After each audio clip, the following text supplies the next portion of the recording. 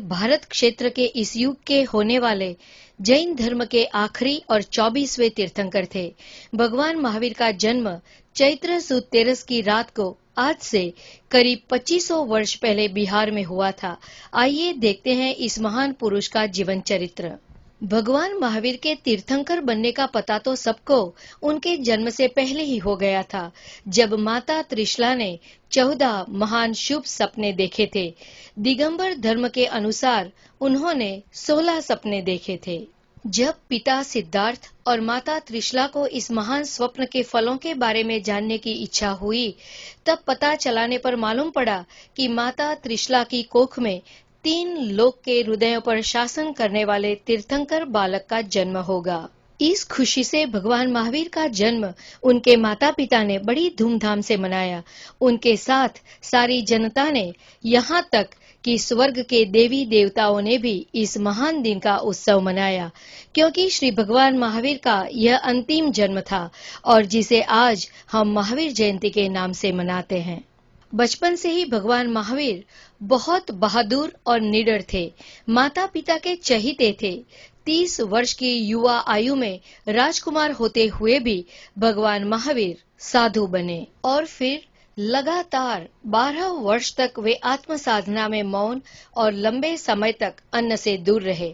उन्होंने सबसे पहले मुश्किल मोह, राग और द्वेष पर अपनी जीत प्राप्त की, मगर इस दरमियान उन्हें कई कठिनाइयों का सामना करना पड़ा।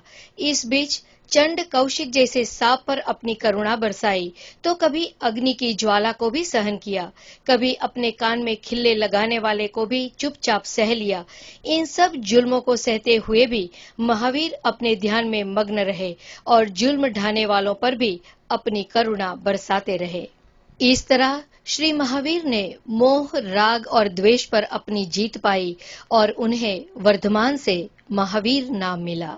42 वर्ष की उम्र में उन्हें वैशाख सुद दशम के दिन वृजुलिका नदी के पास एक वृक्ष के नीचे केवल ज्ञान की प्राप्ति हुई।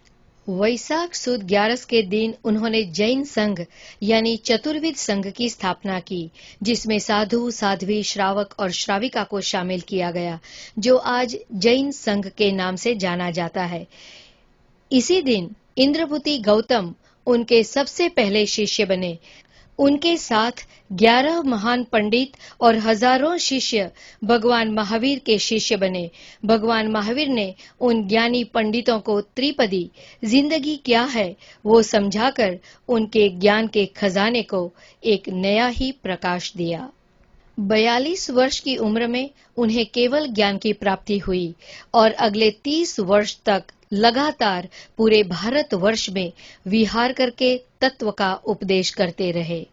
अंत में पावापुरी में ध्यान में लीन होकर 72 वर्ष की आयु में दीपावली के दिन उन्हें मोक्ष की प्राप्ति हुई और उसी ही दिन उनके पहले और खास शिष्य इंद्रभूति गौतम को केवल ज्ञान की प्राप्ति हुई थी। भगवान महावीर का उपदेश सिर्फ जैन धर्म के लिए सीमित नहीं है, बल्कि पूरे विश्व के कल्याण के लिए था। आज भी जैन धर्म उनके दिए गए 5 उपदेश, अहिंसा यानी नॉन वायोलेंस, सत्य यानी ट्रूथ, अर्चाय यानी नॉन स्टीलिंग, ब्रह्मचर्य यानी सेलिबसी और अपारिग्रह यानी नॉन पोजेशन पर चल रहा है।